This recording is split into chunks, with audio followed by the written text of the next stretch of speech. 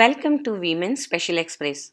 Today we have a guest who has shown through her work everything is possible provided you are up for serving the higher cause. She truly believes that if you want to do something from heart, then the whole universe conspires you to have it done. She changed all bad stories to good living examples and on a way to serve more. She takes whole village to bring change and she's a leader who first does it and asks to join, not to follow. Her journey of perseverance, struggle, and how she managed to bridge the gap between remote villages to have essential healthcare services is astounding. She is an obstetrician and a lactation consultant who embarked on a unique journey early in her career to provide healthcare in unheard rural parts. She has saved and changed many lives and brought in right practices in areas where there were none. She lightened lamp by all means and till date serving many others indigent despite being a brain tumor warrior. She is absolutely phenomenal, living saint, fighter, and an empathetic doctor. Let's meet Dr. Taru Jindal on our show today. Namaste Taruji. Namaste, namaste. What a brilliant introduction. It's always pleasure to hear about yourself. Yeah, thanks a lot. I'm glad to be here in this special Women's Express.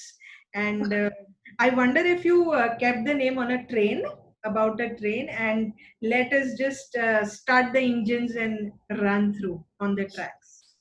Absolutely. Actually, whenever I see a train, I mean, especially those who have come from the Mumbai city, New York, or all those parts, they've seen how the trains run. They have their own schedules, not a single minute to be missed. And see that the whole picture in the woman. She has to run the whole show.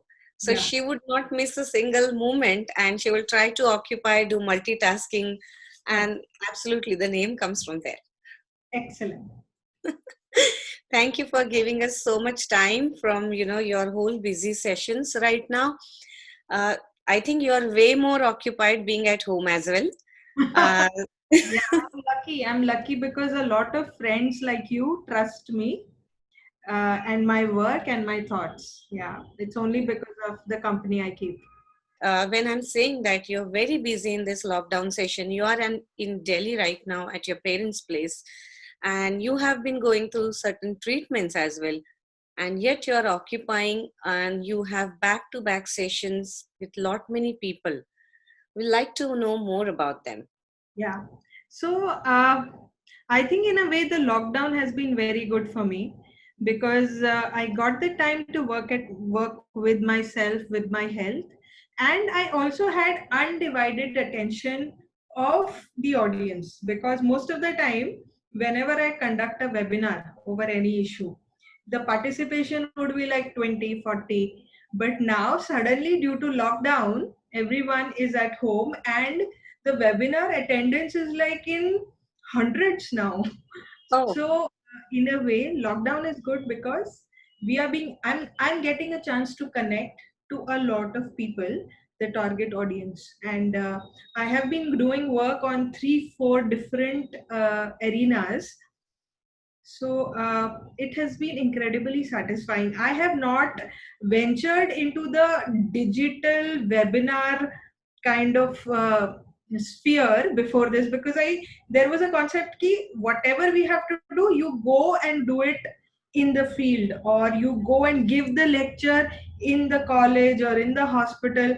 But I did not realize that I can reach the entire world through just my laptop, and that has come through the lockdown. I think it's empowering, right? Yeah. So, on that note, I know the August first week was a breastfeeding week, and you started your breastfeeding sessions, especially for the mothers to be and the moms who are breastfeeding. So, what is it all about? How they are different, and what's the need for it? Yeah. So I'll start with a small story. I was in final year of MD I was doing it in gynecology, and I was just going to pass out in the next few months.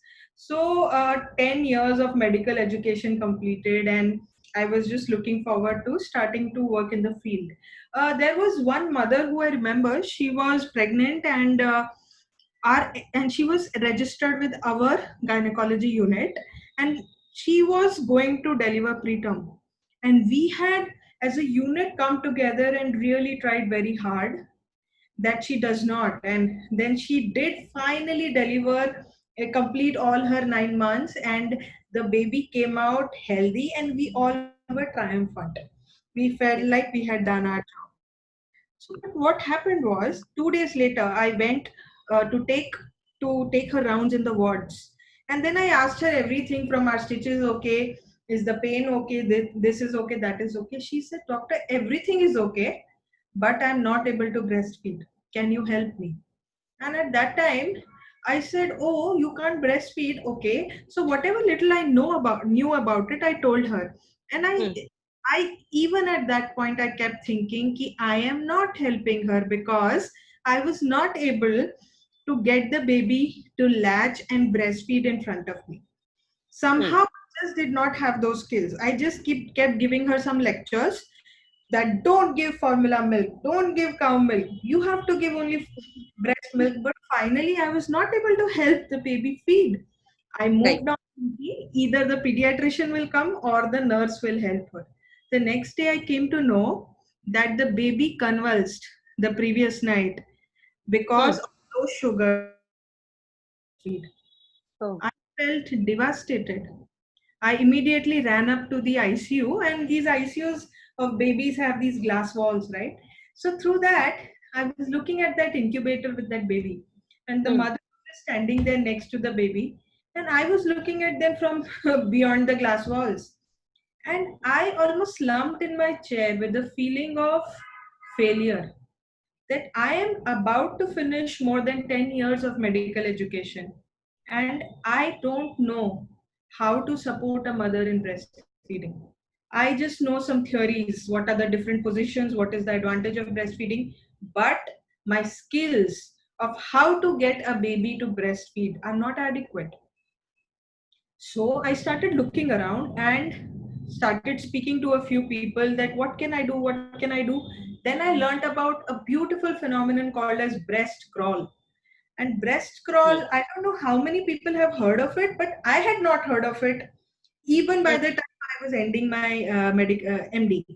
So breast crawl means immediately after delivery, like the calf or of the cow or newborns of all animals in jungles, our Hmm. babies, if they are put on the abdomen of the mother and allowed to be there, just in some silence in the delivery room and some little bit of darkness, then the baby's reflexes kick in, and the baby actually crawls on the mother's abdomen and reaches one of the breasts and starts to drink on its own.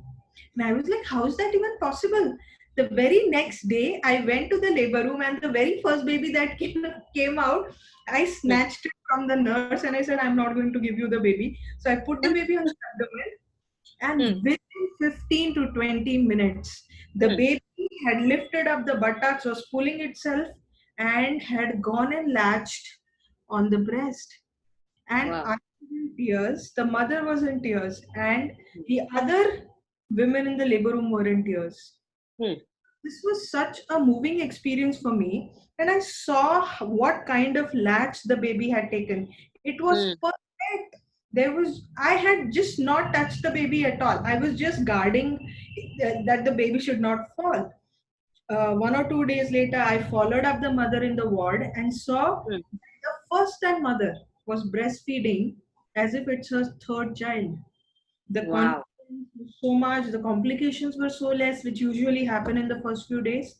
Right. And like a maniac, I did 100 breast crawls in the next 2 weeks Awesome. because I was like awake 24/7 just doing breast crawls in my delivery room. So, yeah, that's how my journey in breastfeeding started. And then slowly, I came to know that breastfeeding these days is a very is a sphere that's really affected in India, because India is traditionally known as a breastfeeding country, right? We always Yes. have Krishna and Yashoda's photograph in the house, or some story we have heard of it, some mossy chachi breastfeeding in the house, some sister breastfeeding.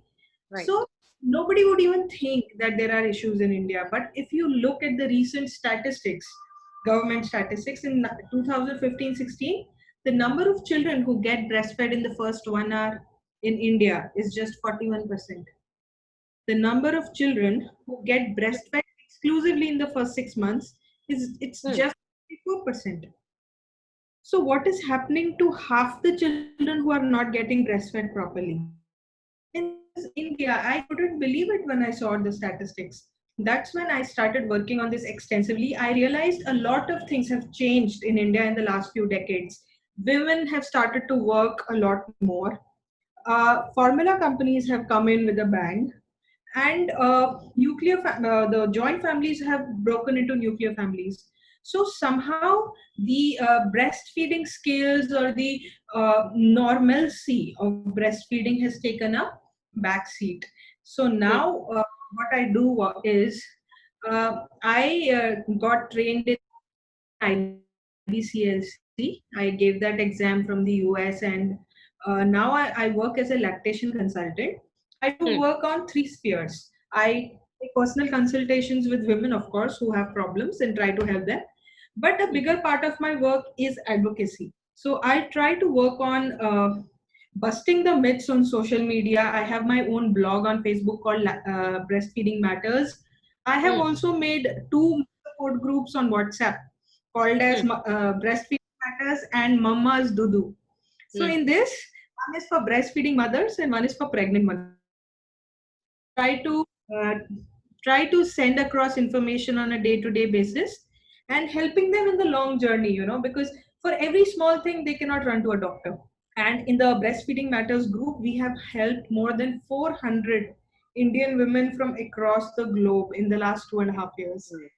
The Mamas Dudu group has just started, and the Hmm. third group that is starting in the next few days is called as Mummy's Army.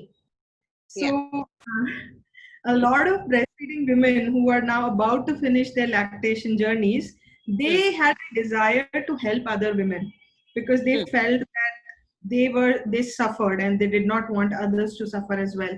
So I thought, let's create a army of mothers who have experience with breastfeeding, and I should train them uh, in depth about the lactation science and the counseling skills, so that they can support women around them and create their own mother support groups. Of course, they are not a replacement for medical care or clinical care.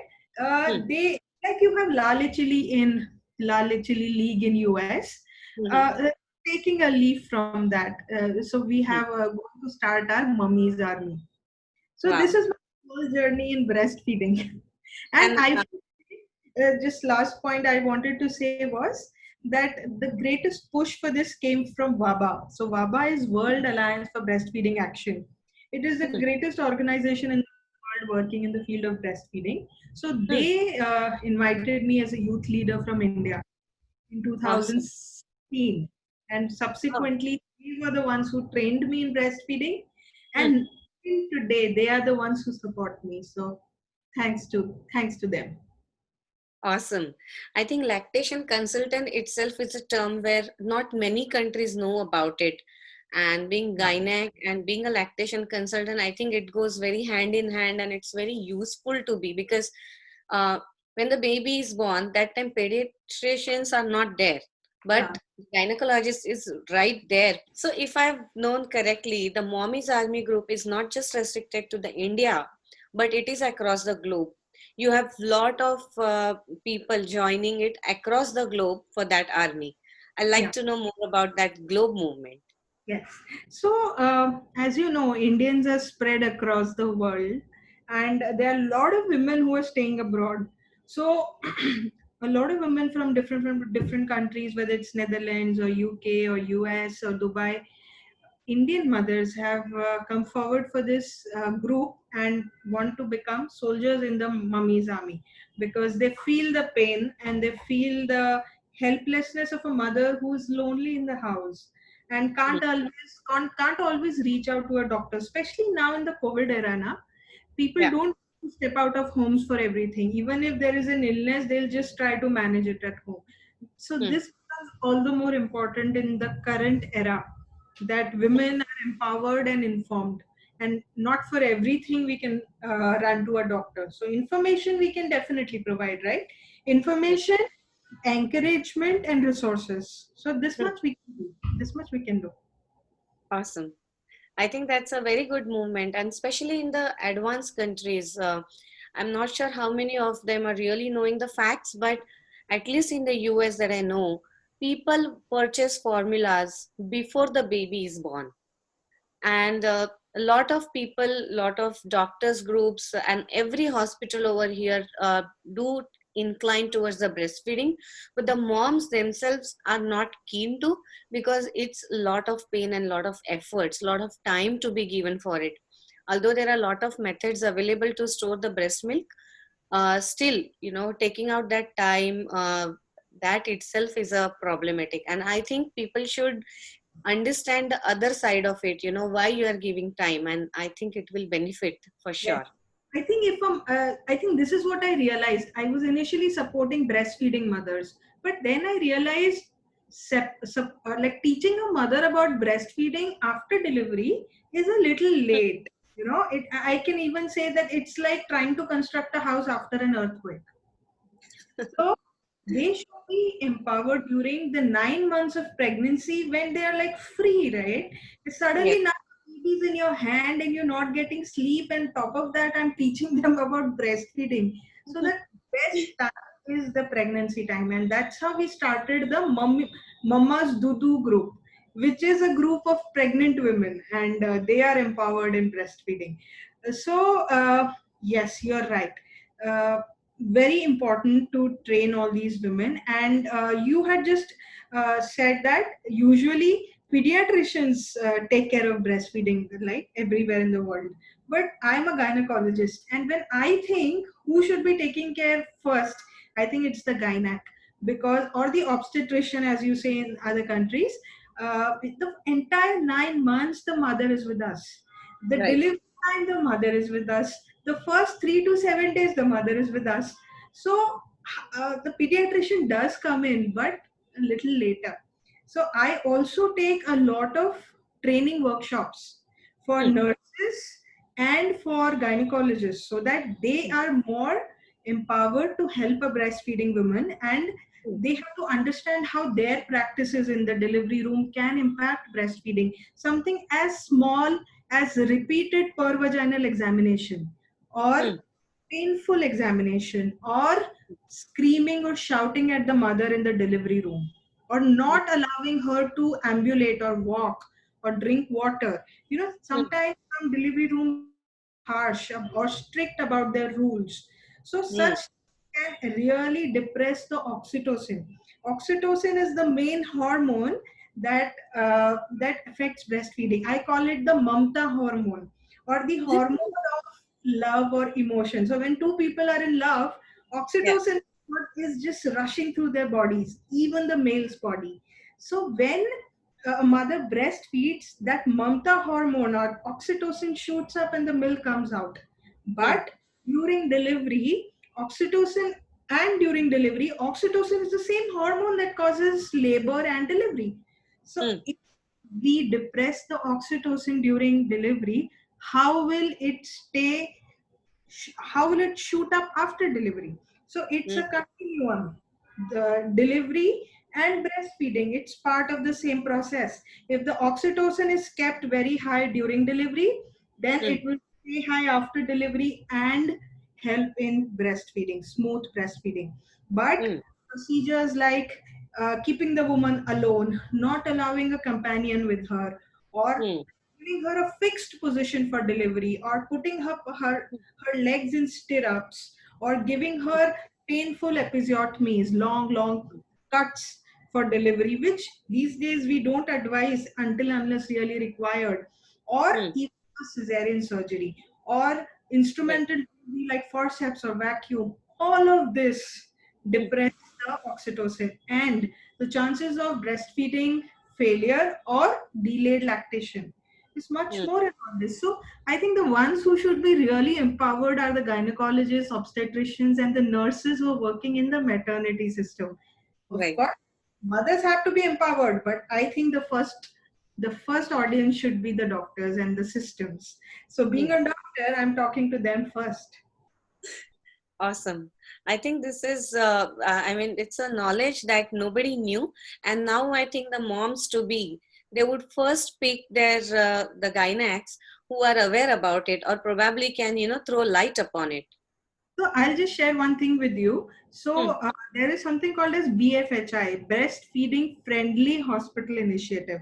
So they Hmm. have come out with this initiative in which the hospital can take accreditation Hmm. from a BFHI board, breastfeeding, that it is breastfeeding friendly and its practices are breastfeeding friendly. So the mothers who are watching this should look out that their gynecologist or obstetrician is working in such a hospital where the maternity system is breastfeeding friendly. And another concept has come, mother friendly care. So Hmm. the labor room should also be mother friendly. So some of the components are allowing the mother to walk and ambulate, allowing a birth companion, allowing the mother the choice of the position of her choice for delivery, not giving unnecessary cuts to the mother, not doing unnecessary cesareans, immediate skin to skin contact. So this is a part of baby friendly and mother friendly hospital initiative. So this can be one of the criteria to choose a hospital or a gynac. Yeah, I think it's a nice education that you just gave in a couple of words. Awesome. So, apart from this breastfeeding initiative that you have started, and you have the long workshops planned for the skilled workers as well as for the unskilled workers, and if I'm not wrong, you're actually training the mothers to be a mom's army. It's not like just giving the information, but you have your own training programs planned for them. So, it's a right level of education they're equipped with to Yes, fight yes. for. I have different levels of workshops. So the doctors' workshops are incredibly in depth and with all sort of science there. So I cut down a little bit for Mothers Army, then I'll cut down a little bit for mothers, and I'll cut down a little bit for community health workers. So there are different levels of information that I provide to everyone in order to support mothers. Awesome. I think viewers who are watching it and who want to be a part of it, I think you have the Dr. Taru Zindal's doors open, and she has the Facebook blogs where you all can contact her. It's a very good initiative, and I'm sure people across the globe want to support it and want to make a better world. Apart from that, you also have another initiative planned for the September month, and it's very much untalked issue. People don't want to talk about it. Girls who want to get married, they are not equipped with the right science behind it. So what is it about? Yes. So vaginismus.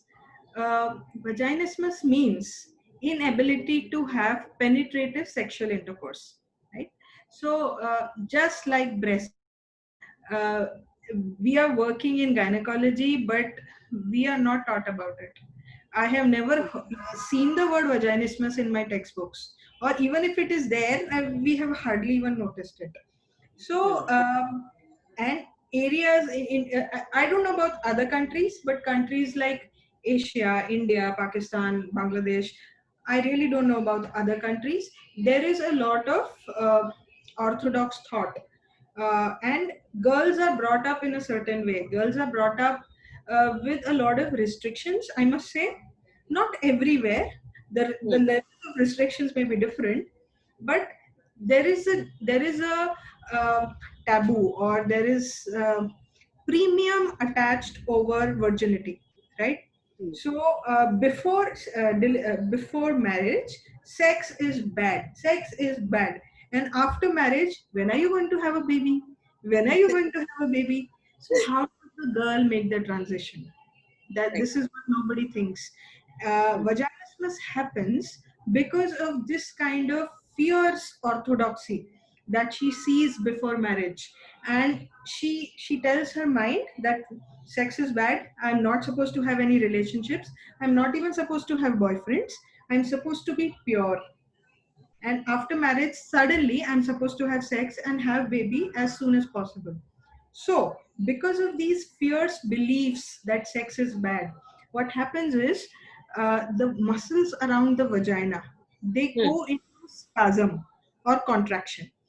They don't always stay contracted, but during certain stimulations, for example, one friend who was actually attending her clinics during MBBS, Hmm. she told me that I was watching another doctor do a per vaginal examination of a mother, and I contracted my vagina Hmm. because that that that entire thing about the vagina is so strong in the mind that, oh god, no, then her vagina contracted.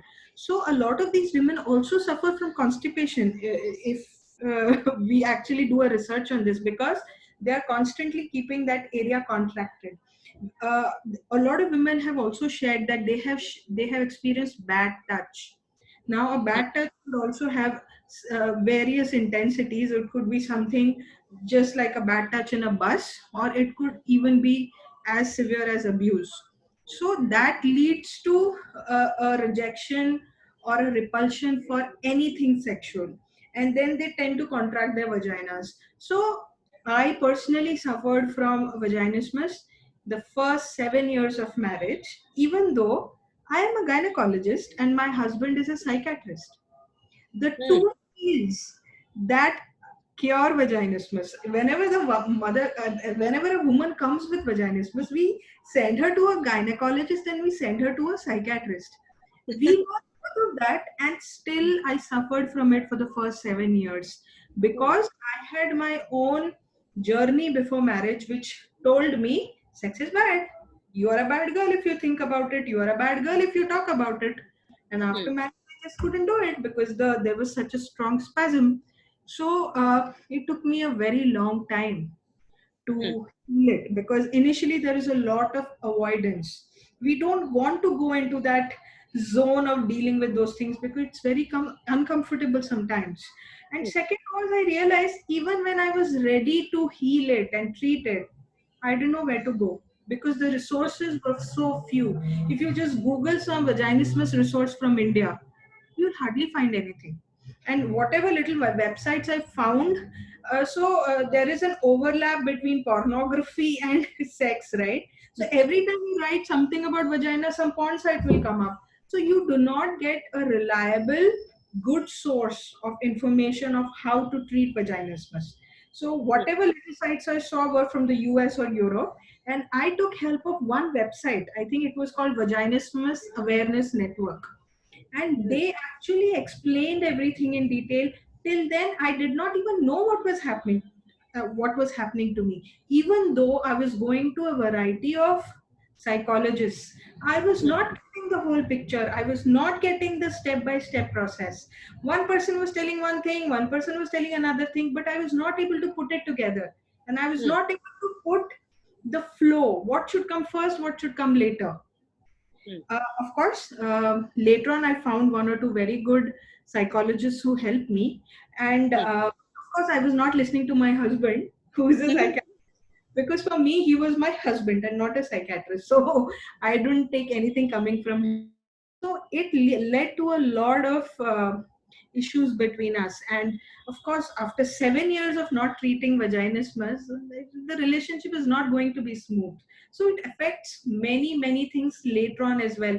Not just not having sex, it Hmm. also interferes with your relationship with your husband. It interferes with your relationship with yourself, Hmm. because your confidence goes down. Every time I would deliver a baby, I would be like, yeah, you can't even do this, Karu. This was a Hmm. self talk that was going on inside, that you can't even have a baby, you can't even have sex. What can you do in your life? My self esteem was just dipping down, and I was Hmm. becoming more and more aggressive towards my partner without realizing it. So Hmm. it had become a whole mushroom of things, a complicated mess. Hmm. So I finally was able to heal it after 7 years, thanks to some websites on internet, thanks to one or two psychologists. I mixed up everything like a Hmm. kitchen, and then I took it and then I healed it. So there was a desire. to help mm, other women, because I knew a lot of women are suffering in silence and they will not have the resources, just as I don't. mm. Everyone cannot get up and go to a sexologist, right? Right. Because sexologist, that word itself is a taboo in India. If you Mm, go to a gynecologist may not always be very sensitive or aware about this. So I'll mm. explain one experience I had with a gynecologist. I told Yeah. her about this. Then she said, "It's all your mistake. What is your husband doing? He should just force it. It'll end." Mm, This was her answer. And the second thing she did was, "Just lie down. Come on, just lie down on the bed." And she put two fingers inside and just separated them to dilate it. And then and I screamed, of course. And she said, "Now it'll be all fine." This is not just my experience. A lot of women in the support group that we have made now have explained the same experience uh, with doctors. So even the routine doctors are not very well aware. Sexologists, you can't go. Resources on website you don't have. So what mm, do they do? They just suffer in silence. So my husband and I, along with one more gynecologist, Dr. Tejashri, and two volunteers, mm, Richa and Chetna, we decided, let's form a support group during the lockdown. mm, I wanted to do it, just did not have the courage. So my husband said, "Chalo, shuru karte hain." We made a support group called as Swikriti. mm, Swikriti in Sanskrit and Hindi means acceptance. mm, So Swikriti, with that we want to mean self-acceptance and acceptance of self in all its dimensions. mm, I'm a good woman and I am also a sexual woman. So mm, sex is also a dimension to me. So mm, acceptance of my sexual self, mm, Swikriti. So we started that group and we put it on social media. We finally had 10 girls or women who signed up for it. And wow. today was, we have completed 5 weeks of that group. So Wow. in these 5, this is the first time we have done it. In these 5 weeks, we have created a protocol based on my own understanding of healing and Mm, based on what the textbooks say. We have created a protocol: week 1, week 2, week 3, week 4. So we realized that everything doesn't go so fast. So we created everything in 4 weeks, 4-step process. mm, But fifth week now, and the good news is one woman was mm. able to consummate her marriage in the fourth week itself. And Awesome. they were dealing with issues of severe conflict between husband and wife. They were Mm, dealing with issues of separation.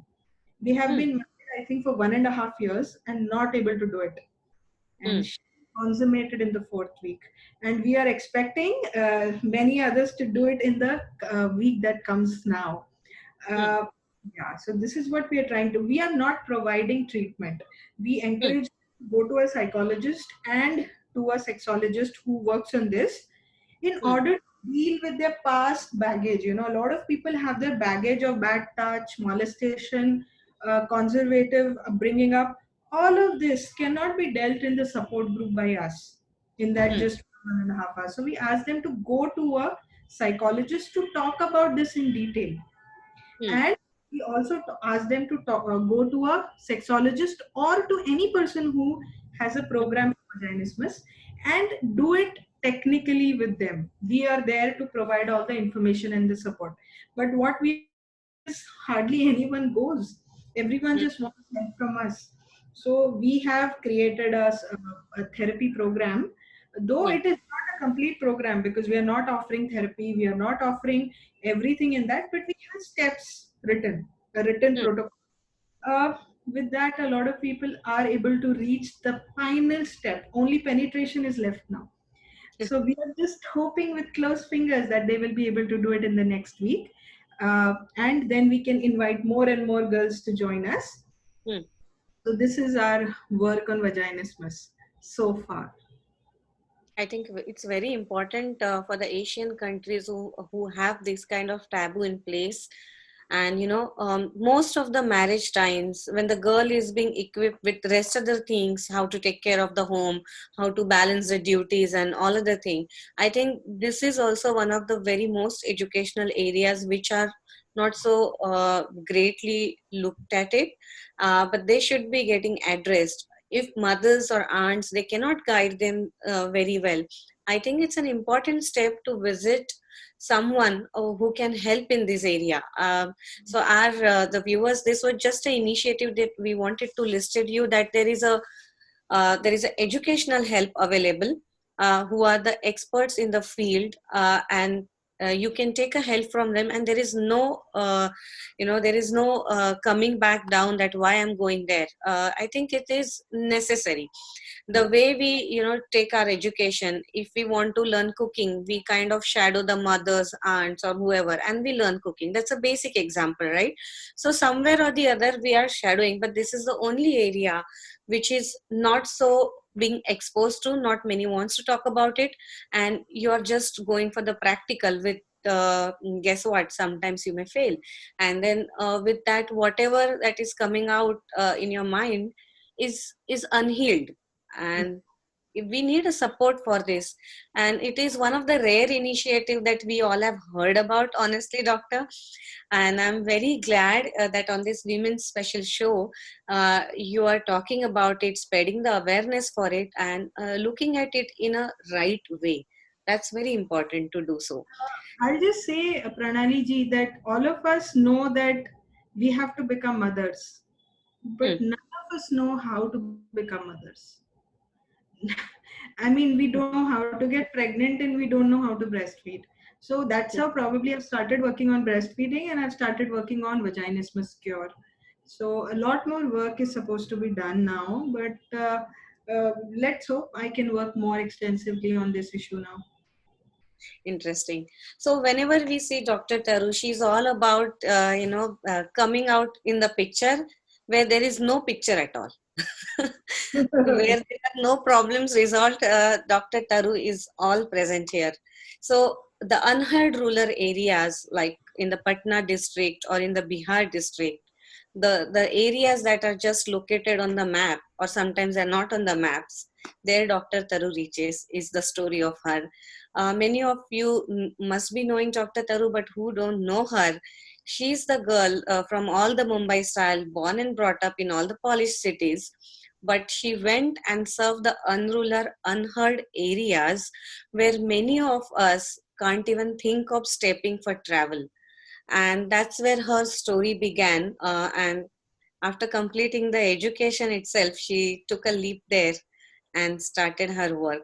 It's a very interesting work to hear, but being there and doing so is not so easy, or you cannot even tolerate.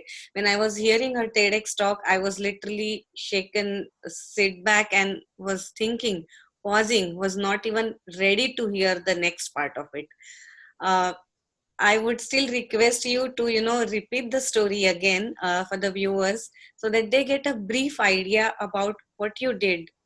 It's not for yourself, but for us to know what all can be done and what are the areas needs to be served. Yeah. So, the story of my work in Bihar between 2014 and 16, I think it is one such story that I think I will remember even during the last moments of my life. That's it's one such work Hmm. or one such memory. Most of the time, when we finish our school, our college, and education, what is usually told to us: get settled first, get married, have children, have a bank balance, have a car, have a bungalow, or have at least a flat.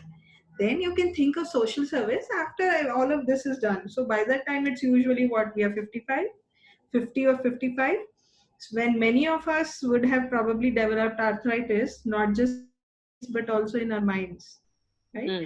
Youth is special because young people have certain qualities which no other age group can have, which is incredible intensity, Hmm. incredible passion, and incredible force and energy to lock horns with the opponents. The Hmm. energy is so much, sometimes they just go overboard also. So this is the time for social change. So we mm, had a movie called as Rang De Basanti, if anyone had seen, from Bollywood in India. So it was about a group of 7, 8 youngsters who who I think expose a politician, and mm, in that whole a corrupt politician. A very good movie, but of course they all died at the end. So my story is this: that I finished my MD in gynecology in 2013, and I met my husband, Dr. Dharav Shah, on second day of MBBS in mm, 2001. So he had come to my class. He was my senior, and he had come to my class to give introduction about a student organization called as Prachiti. So mm, Prachiti, Marathi and Sanskrit means self-realization. So mm, this was a student group that was meant to expose young medical students to their social aspect, to the mm, aspect beyond the hospitals. So they used to take these trips to various doctors in the state of Maharashtra, like Dr. Abhay Bang or Dr. Prakash Amte or Baba mm, Amte Anandwan, who have gone beyond their clinic and their hospital and done something for the community as doctors and as social workers. So I had got into MBBS with the thought of doing something good, but I had never thought that working for rural areas is what I would be doing. And because of that organization and the exposure that I had during those 4, 5 years of MBBS, when what is your age? So we enter MBBS when we are what, 17, mm, and pass out when we are 24 or 25, right? So that's mm, the most critical time for in the growth of a person, because that is the time when the childhood is gone. He's a little mature, at the same time not fully mature, but thinking and observing everything. So at that time, when I visited Dr. Abhay Bang's clinic and a hospital in a remote tribal area in Gadchiroli, or mm, when I went to a forest area called Melghat at the border of Maharashtra, mm, where child death rate is the maximum in the state. So I went there and lived there in the monsoons for 2 weeks through an NGO with no mm, tap water, no electricity, and inside a jungle with snakes and leopards outside. Of course, not just outside our base camp. So that's when I realized this is when this is this decade. I went in 2008 or 2009. So that's when I realized my world was just Bombay. I've born and brought up in Bombay. I had never thought of the world beyond Bombay. And that's when I realized this is my country. This is my country too. mm, And how is it fair that these people are untouched and and left unaddressed? How is it that they have to walk for 4 hours to reach a peripheral health center when I can just take a bus or a rickshaw and reach the nearest dispensary in 10 minutes? mm, Where did they go wrong and what did I do right for this? No, nothing. It's just maldistribution of healthcare, and somewhere it did not feel right. So the more and more I thought about it, the more and more I talked to those people, the more and more I read about it in various biographies or autobiographies of great people. I was mm, also highly inspired by uh, Gandhiji and his concept of work, go to the villages, live with them, learn from them, work for mm, them.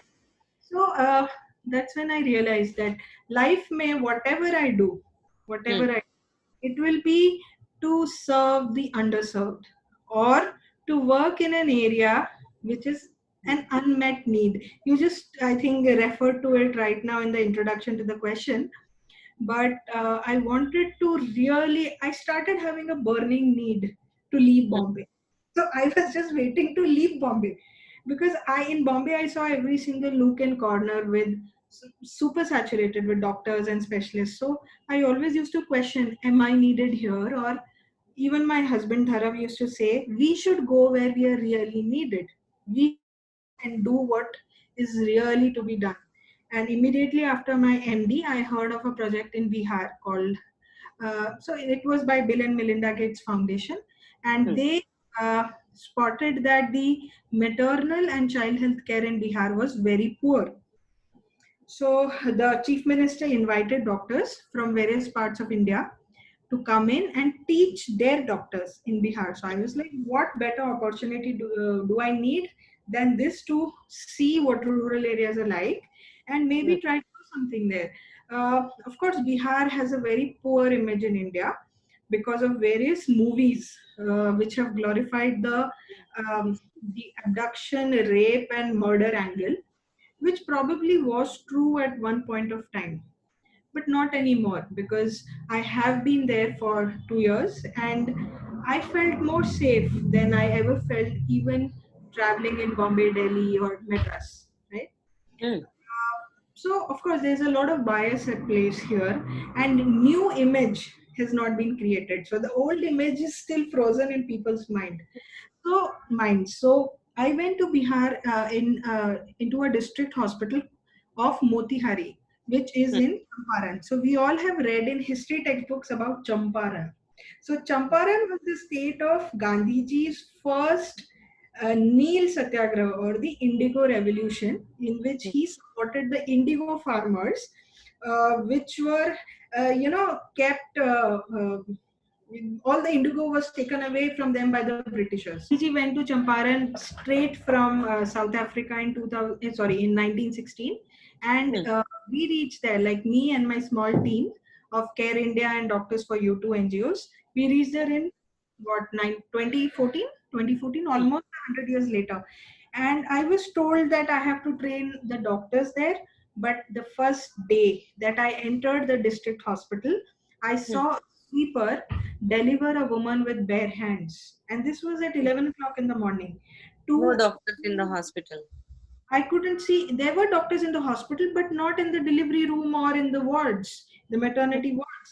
The sweeper was delivering with bare hands. She was taking stitches with a simple needle and thread that we use for our buttons. She wiped that baby that came out after splitting the petticoat into two halves. She even tore the sari of the mother to get a piece of cloth. I just couldn't believe what I was watching. It felt like I was like in some movie or something, watching something very dramatic. But no, this Mm. was the reality. And as I spent more and more time there, I realized how defunct that system had become. Doctors were not attending their duties on time because they had private practices. Mm. Infrastructure was totally broken down. They were delivering more than 40 women every day with just four instruments. Without any disinfection and sterilization, they were washing in plain water and delivering women with that. As for their skills, it was so poor that nurses did not even know how to check blood pressure. So I had come to train doctors, but instead, what I was watching was this. In 2 weeks, I saw so many babies dying in front of me in the delivery room because of lack of skills of the persons who were delivering and lack of equipment to revive the babies. After 2 weeks, I was like, I'm leaving this place. I cannot stay here. I cannot stand and look at this. That's when a thought came. Okay, I can leave. I can leave. Nobody's going to stop me. But had I come here for an adventure, what have I even done in these 2 weeks? I just stood there like a log and just watched all this happening. I have given a commitment of 3 months. Let me at least complete that. If that means just doing some jhadu or cleaning the delivery room, I will do that because people used to defecate and urinate just outside the labor room. And they used to throw all that delivery related waste outside the windows. If I just clean that, I will do that. Forget about the training. This is what I thought. And Mm.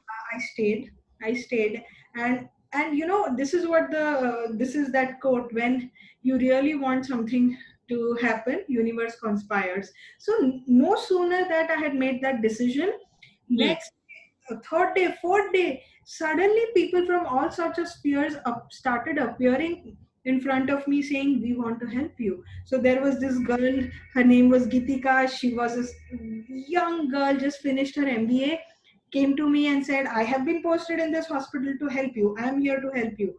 So a few Wow. nurses came in and said, "You are from Bombay, we are here to learn, teach us." Then there was a hospital manager who said, "I'm here to help you, tell me what to do." So we were Hmm. like these 4 5 people who had become a team, and we decided, before training anyone on skills, let's start talking about attitudes. We had to change their depressed attitudes and this cynical attitude. So I said, in land of Gandhi, the first thing I should do is to inspire them through something that Gandhi did. So I thought of Shramdan. So Shramdan means, Shram means hard work, and Dan means donation. So donation of one's hard work for the sake of someone else. We usually work for ourselves, right? So Hmm. we work for someone else. So I suggested this to the Operation Theatre team, where people used to operate in these clothes wearing chappals. They're Hmm. outside slippers inside the operation theatre, 12 people watching the surgery. So I said, let us first start with cleaning the operation theatre. Next day is with some gloves and pulled up our jeans and some detergent in our hand. We cleaned the operation theatre in 4 to 5 hours. And after that, everyone's face was glowing. Even their faces were glowing.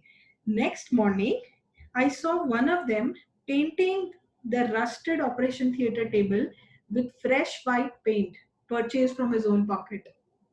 And I asked him why was he doing it, and he said, "Madam, when you can come from Bombay and do this for us and sweep the floors with us, I can do this much for my hospital." That was the first time someone said my hospital. That sense of ownership that was missing had finally started to come back. And when I tried to work with their attitudes, when I hung around them the whole day trying to assist them in deliveries and surgeries, that's when they saw my intentions and opened up. And that's when the skill training started. Everything from blood pressure to baby's heart rate, everything we uh, trained them on. And then universe conspired again. About 3 months later, Hmm. a new administrator, or you can call a district administrator, district magistrate, came into the district, known for his revolutionary work in other districts, and he called me for a PowerPoint presentation.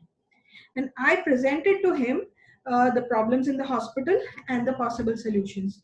He took a midnight round of the hospital with me that very day. At 12 a.m., we landed in the hospital unannounced, and he saw Awesome. the condition of the hospital. And then on, it was like revolution. He just passed orders and changed the infrastructure, and everything that was pending since so many years, people started to say what had not been done in decades had happened in just under 6 months. And for me, this was the first project after MD, and I couldn't believe that things do change like this. In fact, what happened later was icing on the cake. uh, our Prime Minister, Mr. Narendra Modi, in 2014 or 15, announced a Kaya Kalp Award. Kaya Kalp in English means transformation, an award of transformation. So, Motihari District Hospital, that was once considered one of the worst in the state, Hmm. won the Kaya Kalp Award in 2016, beating all the other hospitals in just under 1 year, and people could not believe it. So it won again in 2018. That's when people Awesome. realized. So that told me that our Right. group had an average age of 30, 35. So that told me that this is the age to work for social change. You don't have to spend your whole life in rural areas, but Hmm. you can give your 1 or 2 years there before Hmm. you decide to get Hmm. settled, and use your core skill, whatever skill you have, teaching or medicine or whatever, whichever skill you have, you can use it to transform one issue of a rural area around you. You don't have to go to Bihar all the time. Anything around you, right? Can you transform that with all your skills? Your 1% can become 100% for that place.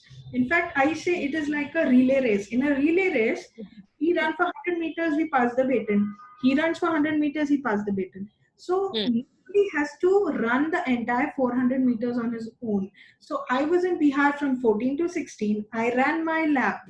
and I had to come back because of my illness. So I have passed on the baton to others and hoping now they will run their lab.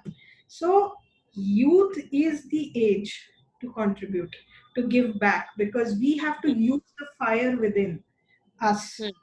to transform or uh, turn the iron into diamond in some part of the rural areas or some unmet need around us.